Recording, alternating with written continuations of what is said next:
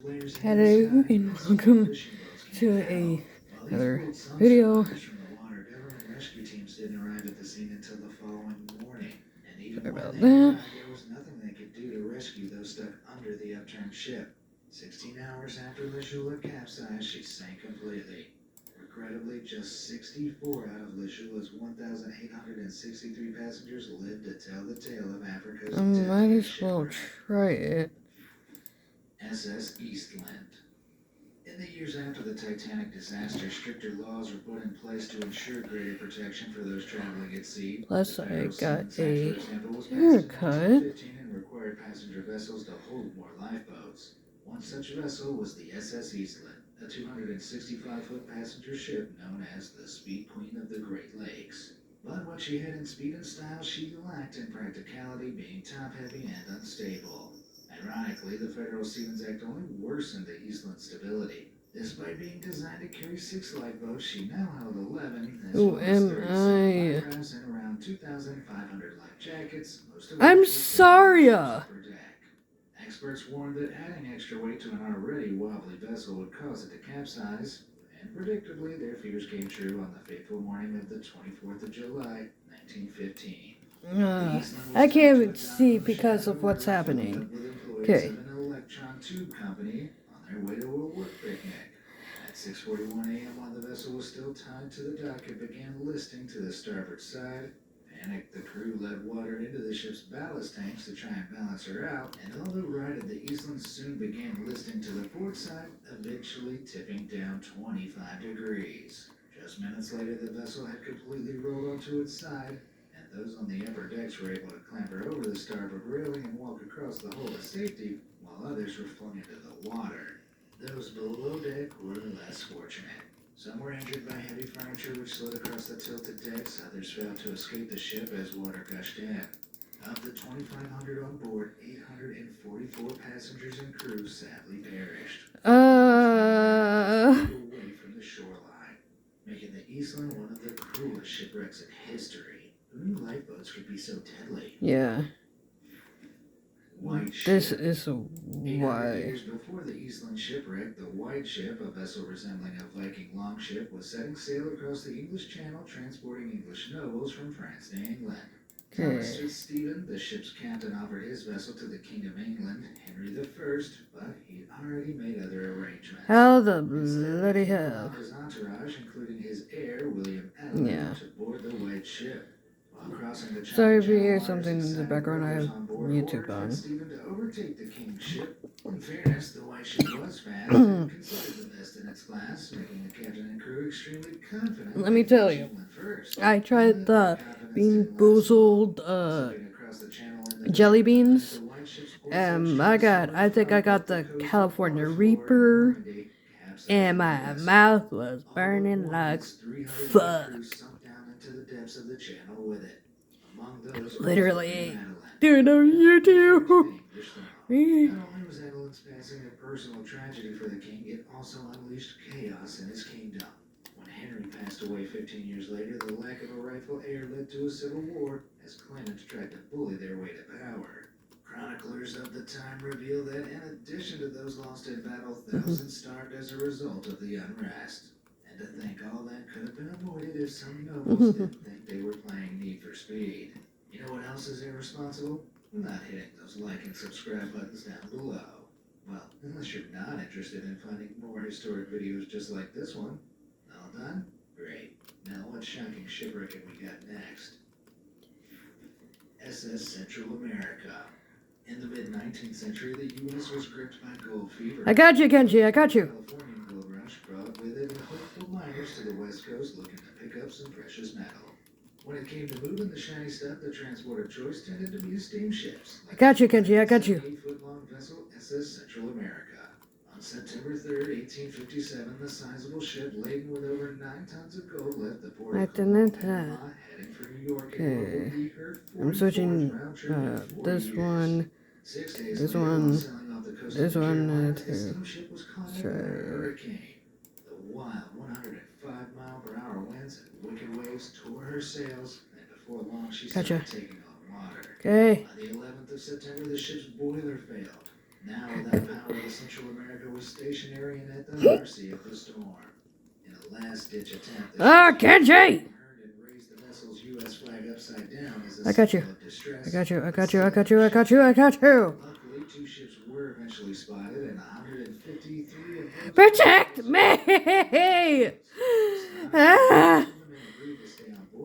I'm sorry, I'm just literally speaking. Precious cargo afloat until rescue. But sadly, rescue never came, and at around 8 p.m. on the 12th of September, the SS Central America sank. I gotta think. 425 souls with her. Yet the loss of life wasn't the only anguish felt after the wreck. The estimated value of the gold on board was equivalent to $300 million. So great was the financial loss, news of the sinking caused hysteria among investors, leading to the Panic of 1857, the first worldwide economic crisis. Oh, damn. I had to. The Central America shipwreck certainly had a seismic impact. Sultana. 8 years after the SS Central America Come shipwreck, on. the You know US what? was Fuck it. visited even more maritime misery. I am gonna do more, April 1865, released Union prisoners of war were delighted to discover. because I have 700. Men imprisoned in Vicksburg, Mississippi, gleefully boarded the Sultana, a 260-foot-long wooden steamship. And they say chivalry is dead. Passengers. However, the U.S. government were paying $2.75, which is around $51 adjusted for inflation, for the transportation of each soldier. This led the ship's captain, J. Cass Mason, to greedily see some 2,400 people on board, more than 6 times the ship's capacity. But the cramped conditions weren't the Sultana's only problem. When it was docked at Vicksburg, Mason knew the old steamship had a faulty boiler. Gotcha, To bitch. fulfill their lucrative government contract, he decided to patch the leaky boiler rather than complete more extensive and time-consuming repairs. Apache boiler and overcrowded Oh, this is so good. I got my funk back. The ship had been sabotaged by Confederate soldiers, but turns out the faulty boiler had come back Oh. from Mason. The severe overcrowding put increased pressure on the newly patched boiler, causing it to explode, blowing apart the center of the steamship. Even worse, its wooden design caused an uncontrollable fire to rip through the vessel. Many were taken instantly in the explosion. Others awoke to find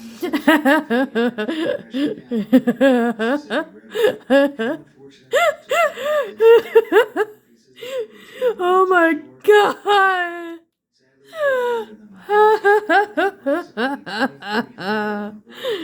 That's so funny. That means for every 100 passengers on board, only 30 lived to tell the tale. And Captain Mason wasn't among them. Well, I guess he got what he paid for. I died. I can switch to Kitako. Back in January 2012, he was in charge of sailing the Costa Concordia, a Let me gigantic 952-foot-long cruise ship along the path. Mediterranean Sea. I'll find my own path. 4,229 eager passengers, but their excitement soon turned to dread. Scatino insisted the ship sail close to shore so he could perform a samurai salute to those on land. Meanwhile, Costa Concordia was sailing along a poorly lit area of shore at nighttime, traveling at a high speed of 15.5 And knots. they were dead. It was later revealed They were Scatino dead. performed a stunt to impress a woman he'd been having an affair with, who was on deck. Thursday night football on Prime. It's on. Damn. You know what? The industrial grade products you need. Granger. For the ones who get it done. 8 over.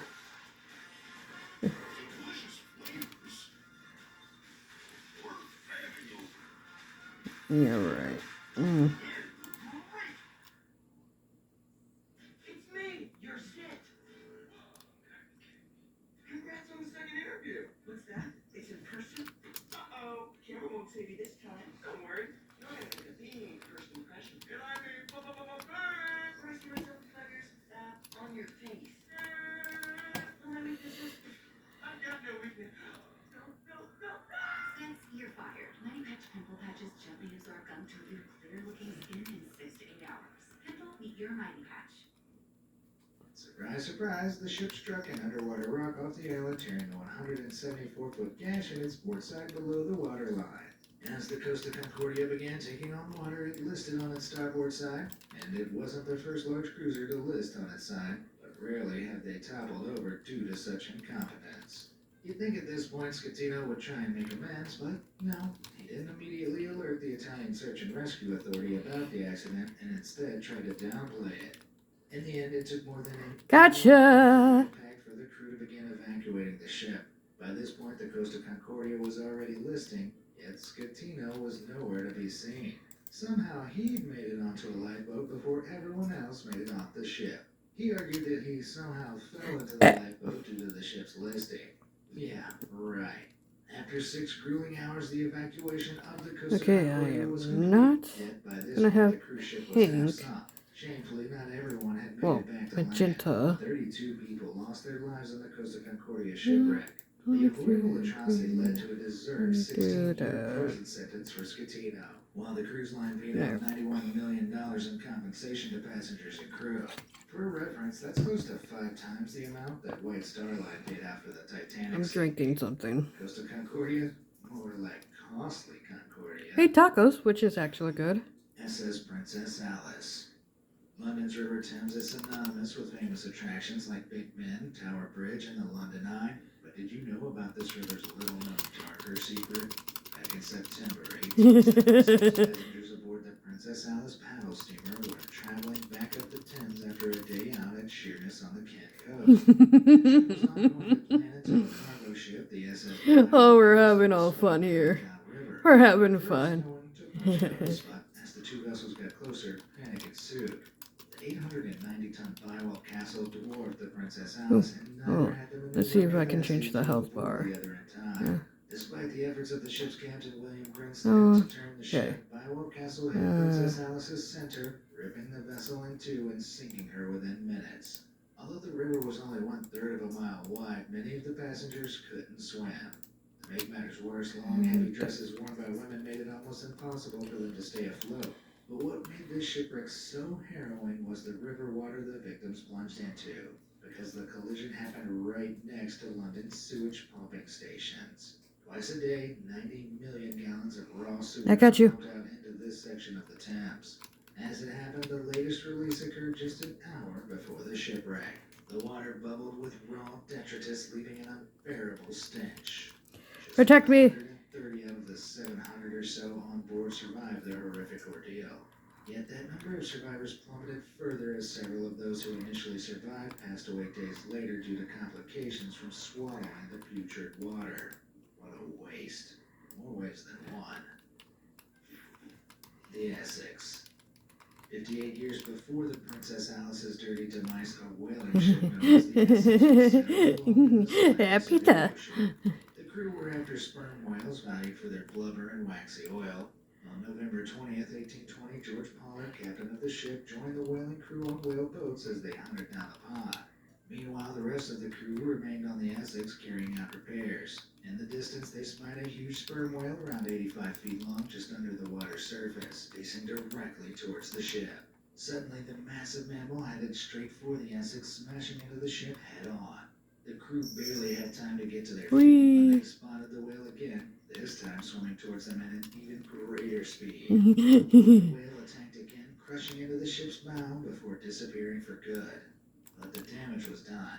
Water rushed into the ship so fast the crew only had time to lower the remaining whaleboats and fill them with navigational instruments, bread, and water before the Essex sank into the deep. I got you, I got you, I got you. Yes. Come on, come on. Let it get. With only whaleboats to get them to shore. Pollard wanted to set out to the Marquesas Islands, the nearest land they could see on their map. But the owners were Oh! You can see I have 1,700.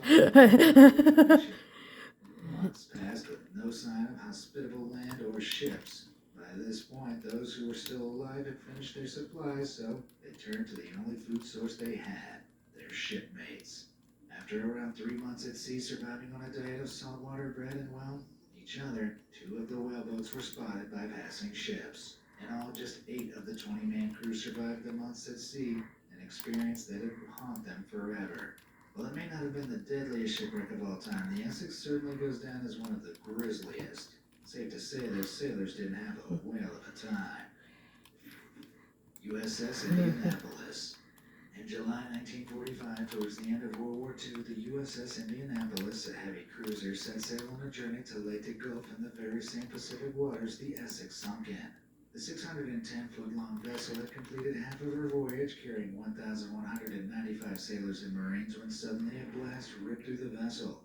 A Japanese submarine fired 2 torpedoes into the starboard side of the Indianapolis under her fuel tanks, sparking an explosion. It's actually quite fun playing Overwatch. 12 minutes with 300 men trapped inside her. Yet they were the lucky ones. With few lifeboats or life jackets available, most of the initial I'm not gonna say much, but my sister's here, so there might be a pause once in a while. In 2 days, she's, well, technically it's Thursday now. On Friday, which is tomorrow, she's going to live with a friend as a roommate until she can find her own place. They grew bolder until they began pulling down any remaining survivors. At this point, it was days since the USS Indianapolis sunk. You'd think that some sort of help would be on the way, especially considering multiple distress signals were sent before the ship went down. But tragically, the 3 stations that received them failed to act. One commander was drunk, another demanded not to be disturbed during a game of cards, and the third dismissed the message as a Japanese I am here. ruse. I am here. Until 4 days after the ship sinking that salvation I got you, buddy. came when a U.S. naval aircraft spotted the exhausted men. By the time rescue vessels reached the middle of the Pacific, there were just 316 survivors left out of the 1,195 originally on board. A torpedoed ship, scalding sun, hypothermia, and oh yeah, sharks. I think that's enough to justify the USS Indianapolis as one of the worst shipwrecks ever, don't you? Well, I'm never stepping near so much as a puddle without a life jacket ever again. Do you know of any Gotcha, other bud. shipwrecks that belong on this list? Let me know down in the comments below. And thanks for watching.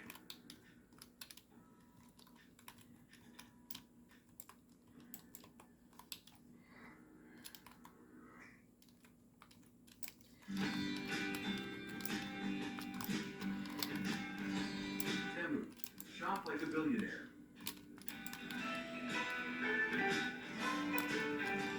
Download today and get started.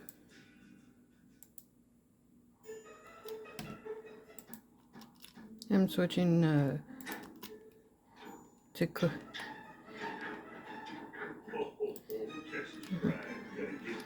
I'm gonna try Kiriko.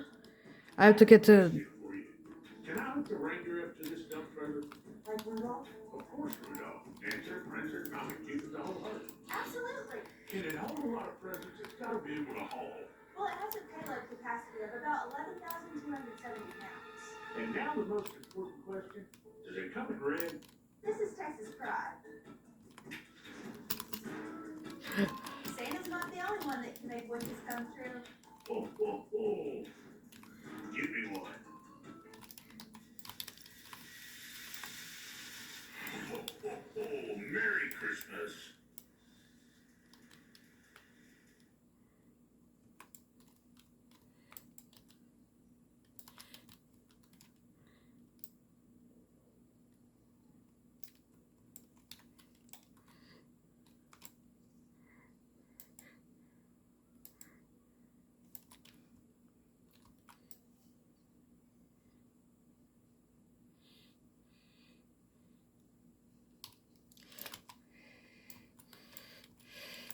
Come on, man.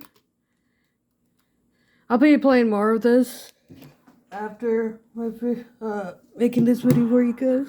There's nothing So, like yeah. the feeling of getting your own back or hearing stories of terrible people who got their just desserts. However, some people have taken their revenge plots way too far, but in a way I just can't get enough of.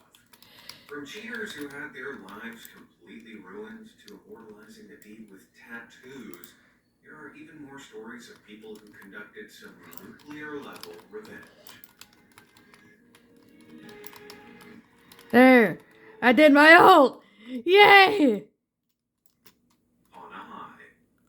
Now, in the last this series, I asked you guys to send me in your own revenge stories. And boy, did you guys have a lot of stories.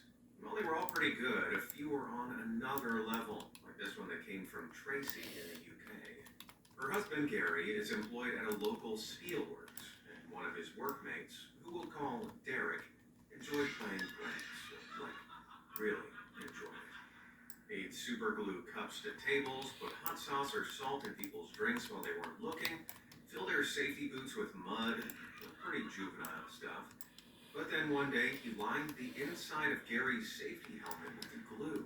So when he went to take it off, he couldn't.